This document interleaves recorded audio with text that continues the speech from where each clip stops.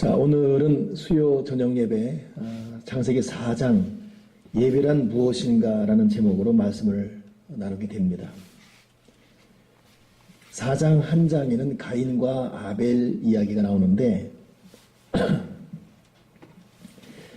하나님께서 가인의 예배는 받으시고 아벨의 예배는 받지 않으십니다. 성경 본문에 있는 것을 우리가 살펴보면서 그 이유를 한번 묵상할 것입니다. 4장 3절에 세월이 지난 후에 가인은 땅의 소산으로 제물을 삼아 여호와께 드렸고 아벨은 자기도 양의 첫 새끼와 그 기름으로 드렸더니 여호와께서 아벨과 그의 제물은 받으셨으나 가인과 그의 제물은 받지 아니하신지라. 가인이 몹시 분하여 안색이 변했다. 그렇게 기록되고 있습니다. 그 성경 나온 그대로 한번 보면 먼저 가인의 드린 예배의 성격을 생각합니다. 세월이 지난 후에 이 의미가 우리 신학자들에 의하면 아담과 이브가 범죄 이후에 하나님께서 짐승 가죽 옷을 만들어서 가인과 아담과 이브에게 입혀주십니다. 아담과 이브는 이것이 하나의 하나님의 사랑과 용서의 상징적 표시가 된 이후에 범죄한 이후에 하나님께서 자기들을 용서하시고 짐승을 잡는 과정을 통해서 하나님을 어떻게 만나야 되는지 법을 배웠다는 겁니다. 이건 신학적 추측이에요. 그런 의미에서 이 세월이 지난 후에라는 말은 어느 시점이 되게 되면 아담과 이브는 짐승을 잡아 하나님께 드리는 이런 전통이 있었을 것이다 라는 이해가 됩니다. 이것을 가인과 아벨이 보고 배웠다는 것이죠. 그런 의미에서 이 세월이 지난 후에라는 것은 나이가 들었다는 의미와 함께 이 속에는 아담과 이브의 예배를 배운 가인과 아벨의 모습, 그 과정, 그 반응이 분명히 나와야 된다는 시간적 의미를 말합니다. 그런데 이 가인은 그렇게 세월이 지난 후에 보고 듣고 배웠음에도 불구하고 가인이 드린 예배는 땅의 소산으로 제물을 삼아 여호와께 드렸다 그랬어요. 이 땅의 소산이라는 성경적 의미는 영적 의미가 없다는 것이죠. 어찌 보면 땅이라는 것은 인간의 의미다. 하늘은 하나님의 보좌의 상징이고 그렇다면 땅의 소산으로 드렸다. 이것은 영적 의미가 없다는 것은 물론이거니와 자기 생각, 자기 소신, 자기 기쁨, 자기 방식, 자기 스타일로 드렸다는 겁니다. 그런 의미에서 가인은 하나님을 향한 하나님을 위한 하나님의 뜻에 의한 예배라기보다는 그냥 이러면 됐지 이 정도면 됐지 이런 식으로 넘어가는 그런 예배였습니다. 근데 반면에 아벨의 예배는 양의 첫 새끼와 그 기름으로 드렸다. 이 양의 첫 새끼, 이 첫 새끼라는 것, 최고의 선, 최우선, 이것 의미가 첫 소산이죠. 또 기름으로 드렸다는 자체가 여기에 정성과 자세와 기름을 내는 과정 가운데 피 흘림의 사건을 통해서 아담과 이브로부터 배운 하나님을 향한 예배의 자세가 녹록히 녹아 들어 있었다고 이 신학적 또 추측을 여기서 또 해석하기도 합니다. 신학자들은 상당히 의미가 있는 해석이고 구분입니다. 그렇다면 한번 정리해 본다면 가인과 아벨 둘 다 아버지로부터 하나님 앞에 나아갈 때 방식을 배웠습니다만 가인은 무시하고 자기 뜻대로 자기 생각대로, 아벨은 그래도 최선을 다해서 배운 그대로 했다는. 그러니 결과 어떻게 됐죠? 하나님께서 아벨의 예배는 받으시고 가인의 예배는 받지 않았습니다. 그러니 우리가 이렇게 항상 예배로 모이고 있습니다만 하나님 아버지께서 기뻐하시는 예배, 하나님이 제시하는 이 방법의 예배라는 것이 있다는 것 잊지 말고 하나님이 제시하는 방법, 그 방법에 의해서 드려지는 예배,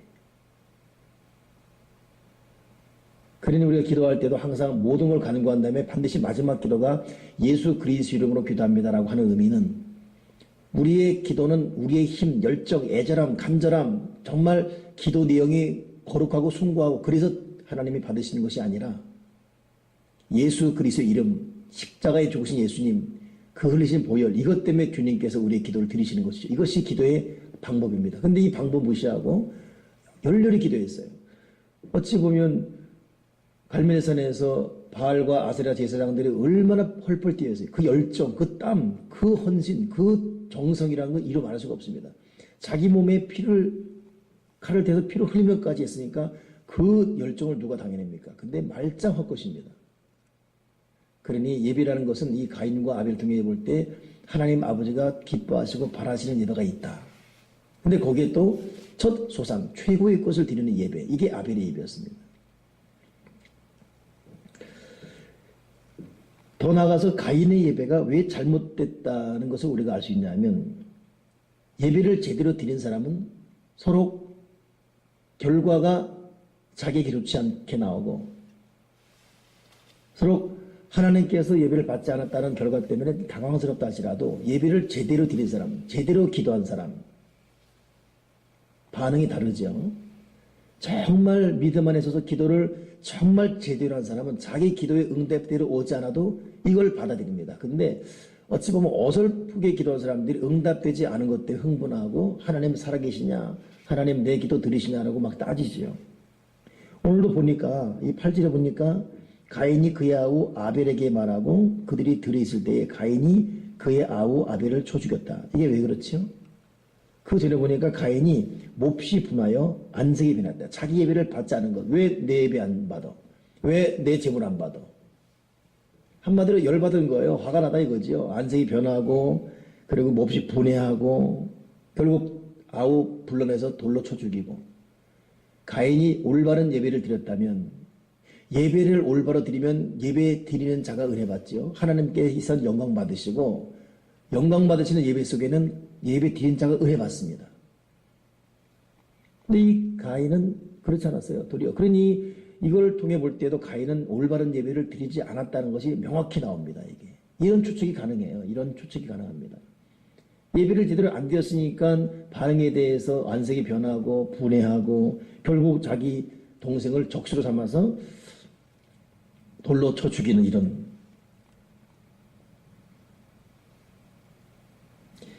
나중에 하나님마저 제작하십니다.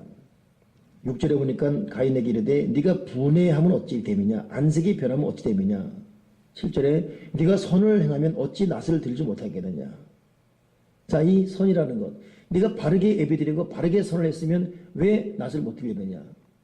더 나아가서 너는 내가 네 예배를 받지 않았다고 안색이 변하고 이 자체가 벌써 너는 뭔가 잘못된 건 아니냐. 너 지금 내가 보니까 심각한 상태에 있다. 자꾸 죄가 너를 원하는데 너는 죄를 다스리라. 이렇게 경고할 정도로 가인은 극도로 흥분해 있었습니다. 극도로 울분, 극도로 흥분, 극도로 분노하고 왜 내 예배를 받지 않냐 이런.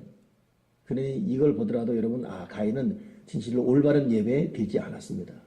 예배 가운데 은혜를 체험하지 못했습니다. 분하고 화나고 괘씸해하고 속에 악한 마음을 갖고 있고. 9절에는 하나님께서 묻습니다. 네 아우 아벨이 어디 있냐? 그때 얼마나 불량한 대답합니까? 내가 알지 못합니다. 내가 내 아우를 지키는 자입니까? 라고 하나님께 불량한 대답해요. 여러분 어떻게 생각하십니까? 지금 이 가인이 예배 드린 이후에 이 반응 보게 되면 예배를 드렸어요. 근데 그 결과 때문에 어떻게 반응하고 있어요? 분해하고 안색변하고 동생을 돌로 쳐 죽이고 하나님이 모르니까 내가 아우 지키는 자입니까? 라고 따지고 있고 결국 예배를 예배드리게 드리지 못했던 가인의 결과가 어떻게 됩니까? 세 가지 정도 오늘 본문에 우리가 보면 이렇게 정리할 수가 있어요. 첫째는 뭐냐면, 네 가지 정도네요. 첫째는 10절, 11절. 네 아우 피소리가 땅에서부터 내게 호소한다. 땅이 그 입을 벌려 네 손에서부터 내 아우 피를 받았은즉 네가 땅에서 저주를 받으리라. 저주를 받습니다. 예배를 예배되게 드리지 못한 자. 아니 이것은 예배자로 살지 못한 자에 대한 경고일 수 있습니다. 네가 저주를 받는다. 그러니 여러분 이건 우리가 두려고 떨림으로 받아야 돼요. 우리는 예배자로 부름받았는데 예배를 드리지 않는다. 예배를 버린다. 예배를 떠난다. 이것은 스스로 축복이 아닌 저주의 길을 가릴 수 선택한다는 것과 똑같은 맥락입니다. 때로는 이게 참 부담스러운 표현일 수 있지만 그렇구나. 예배는 축복이구나. 반면에 예배를 떠난다는 것, 예배를 포기한다는 것, 예배를 버린다는 것, 이것은 내 스스로 잘못된 길을 걸어가는 것이구나. 그렇게 생각이 될 것입니다. 두 번째 어떤 판결을 받죠? 12절을 보니까 네가 밭을 갈아도 땅이 다시는 그 효력을 내게 주지 아니할 것이요. 열심히 노력합니다. 근데 효력이 나지 않아요. 땀은 열심히 흘렸는데 그냥 흘렸을 뿐입니다. 만사형통이라는 복은 자기의 수고, 노력, 지식, 자기의 어떤 그 기술, 능력 이걸 초월해서 하늘로부터 부어주는 복이 만사형통입니다. 하나님 아버지께서는 예배하는 자에게 축복하시고 예배하는 자에게 효력이 더해지는 복, 즉 만사형통의 복을 주십니다. 근데 가인은 하나님 앞에 예배하지 못했습니다. 그러고 예배한 척하고 있다가 하나님이 왜 내 예배 안 받으시냐라고 도리어 적반하장으로 따지면서 하나님께 불량한 대답, 아우를 돌로 쳐 죽이는 이것 때문에 결국 10절에 땅에서 네가 저주를 받으리라. 그리고 네가 밭을 갈고 노력해도 땅이 다시는 효력을 내게 주지 아니할 것이다. 그리고 12절 하반절의 세 번째, 너는 땅에서 피하며 유리하는 자가 되리라. 방황한다, 헤맨다 이런 뜻이죠. 길을 잃어버렸어요. 어디로 가야 될지. 예배를 놓친 자, 예배를 떠난 자의 안타까움이 똑같이 인생을 살아가지만 진짜 인생의 길을 잃어버립니다. 방황하게 되고 헤매게 되고 어디가 길인지 몰라요. 그러니 14절에 이 가인이 결국 이제서야 덜컥 겁을 먹습니다. 근데 한 박자 늦었지요. 어떻게 말하죠? 가인이 주께서 오늘 이 지면에서 나를 쫓아내시온즉 내가 주의 낯을 배웁지 못하리니 내가 땅에서 피하며 유리하는 자가 될지라. 나를 만나는 자마다 나를 죽이겠나이다. 그러니까 방황하고 헤매고 길을 몰라 하는 것만이 아니라 두려움이 임하는 겁니다. 두려움.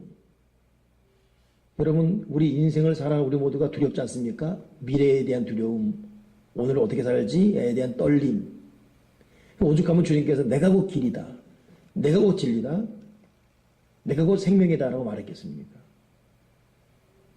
그렇습니다. 오늘 참 이 짧은 본문을 통해서 예배가 어떠한지 하나 더 있어요. 13절에는 가인이 여호와께 이르되 내 죄벌이 지기가 너무 무거우니이다. 무거워요. 예배를 떠난, 예배를 버린, 예배를 예배되게 드리지 못하고 도리어 하나님의 예배를 받지 않는 그것 때문에 동생 죽이고 안색 변하고 악을 행한 이 가인이 갑자기 땅에서 저주받고 땅이 효력을 내지 않고 유리 방황하는 길을 잃어버린 자가 되고 마지막 네 번째는 13절 보니까 내 죄벌이 너무나 무겁습니다. 인생 자체가 무거운 큰 고통을 겪게 됩니다.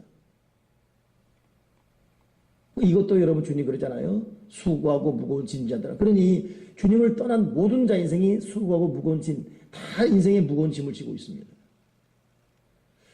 여러분 우리 오늘 이 창세기 4장 말씀을 통해서 저는 이 말씀을 준비하면서 창세기 1장, 2장 아담, 이브 창조 이야기예요. 그리고 갑자기 처음 나오는 것이 뭐냐면 예배 이야기입니다. 이 순서가 예배를 딱 앞세우고 있어요. 아담, 이브 창조 이야기 이후 바로 예배를 딱 등장시키고 있습니다. 그 예배가 가장 우선이라는 거예요. 거듭 말하지만 그래서 우리는 가정 예배 드려야 되고 이 부분에서는 타협하지 말아야 됩니다. 가정마다 다르겠지만 여러분 아무리 해봤자 10분입니다. 사실은. 저도 10분 정도 가정 예배 드려요. 물론 저보다 더 드리는 가정들이 있더라고. 뭐 통성기도 하고 참 대단합니다. 존경스럽습니다. 열심히 해서 좋은 거예요. 가정예배 열심히 할수록 시간이 길수록 좋습니다. 그런데 만약 그렇게 안 되면 단 10분 드리더라도 사도신경하고 찬양하고 말씀 읽고 기도하고 주기도 하더라도 이 10분 드리더라도 매일매일의 이 가정예배 결코 여러분 놓치지 말기 바랍니다. 결코. 사실 10분은 좀 짧지요, 사실은. 제가 고등학교 신학생 때만 하더라도 가정예배 한 30분 됐었어요. 열심히 하고 때로는 합심 기도도 하고. 요즘은 저도 워낙 이게 사역하고 늦게 들어가다 보니까 그렇게 하기까지는 부담이 돼요. 그래서 이제 한 10분, 15분 정도 이렇게 하고 그러는데 어찌됐든 주님 예배를 놓치지 말게 도와주시옵소서. 이 공교도 마찬가지예요. 사실 요즘 참 제가 이 묵상하는 부분이 제자 훈련을 해야 된다, 한다고 하잖아요. 근데 그것도 중요하지만 교회에서 있는 공교회 예배만 제대로 나와도 그것보다 여러분 더한 제자 훈련이 어디 있겠습니까? 새벽에 나와 새벽기도 하고 저녁 예배, 낮 예배, 수요 예배 나와 하고 세일 모임하고 그것만 완벽하게 해도 사실 무슨 또 별도로 모여서 제자 훈련이 뭐 필요하겠습니까? 그러니 제자 훈련이 인연이 따지기 전에 그 교회 성경 프로그램이 뭐가 있냐? 물론 있으면 다양하면 좋죠. 그러나 그거 따지기 전에 주어지는 공교회만 열심히 해도 이런 바빠요, 사실은. 여러분 수요일 새벽기도 헌신하고 수요예배 헌신하고 금요기도 헌신하고 주일 낮예배 헌신하고 셀모임 헌신하고 저녁예배 헌신하고 와, 이 참 헐떡거립니다.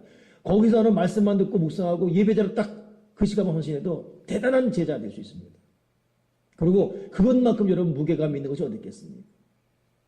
제가 다른 제자 훈련을 무시하는 것이 아니라 예배가 얼마나 중요한지를 말합니다. 그런 가운데도 가정에서 가정 예배 드리고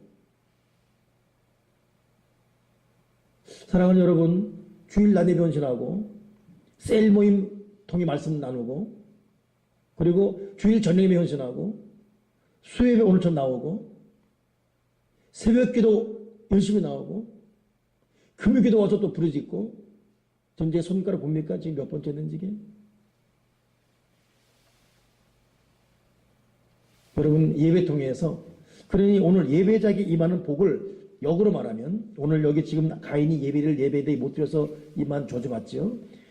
첫째, 예배 드리면 축복을 받는다. 저주가 아니라. 둘째, 예배 드리면 땅이 소산을 내준다. 셋째, 예배 드리면 유리 방황하는 것이 아니라 예배 드릴 때 길을 찾게 될 것이다. 넷째, 예배 드릴 때 인생이 무거운 것이 아니라 가벼워진다.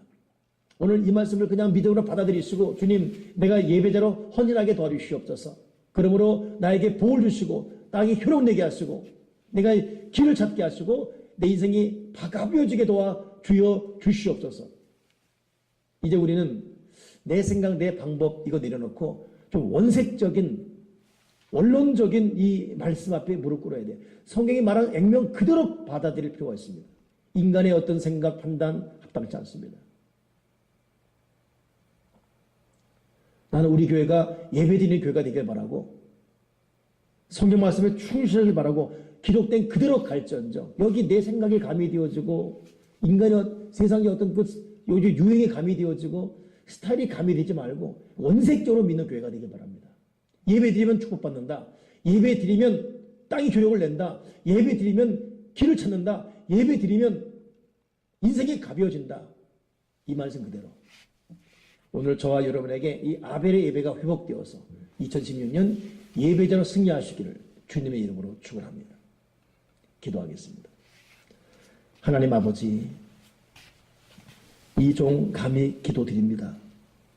우리 생명 공동체 온 교우들 주일 예배 헌신하며 성수하며 하나님께 영광 올려드리게 도와주시고 셀가족 모임 통해 말씀 나누며 은혜 받게 도와주시고 주일 저녁 모여 한 주를 정리하고 새로운 한 주간을 계획할 수 있는 주일 저녁 예배로 하나님께 나오게 도와주시고 수요 예배 통해서 다시 한번 한 주의 인생 점검을 하게 도와주시고 금요 기도 통해 야곱처럼 부리져 약복강 승리를 얻게 도와주시고 피곤하고 어렵지만 새벽을 깨우며 새벽 재단 쌓으며 새벽 기도자로 살도록 도와 주여 주시옵소서. 진실로 예배 통해 복을 받고 효통하고 하늘과 땅의 만사 효동의 복을 받는 우리 온 교우들 되게 도와 주시옵소서. 예배를 방해하는 악한 온수마귀는 다 나사렛 예수 다 물러갈지어다. 오 하나님, 예배자를 살아가도록 예배 큰 은혜로 우리를 다스려 주여 주시옵소서. 가정에는 가정 예배가 충만하게 도와 주여 주시옵소서. 주 예수 그리스도 이름으로 기도드렸나이다.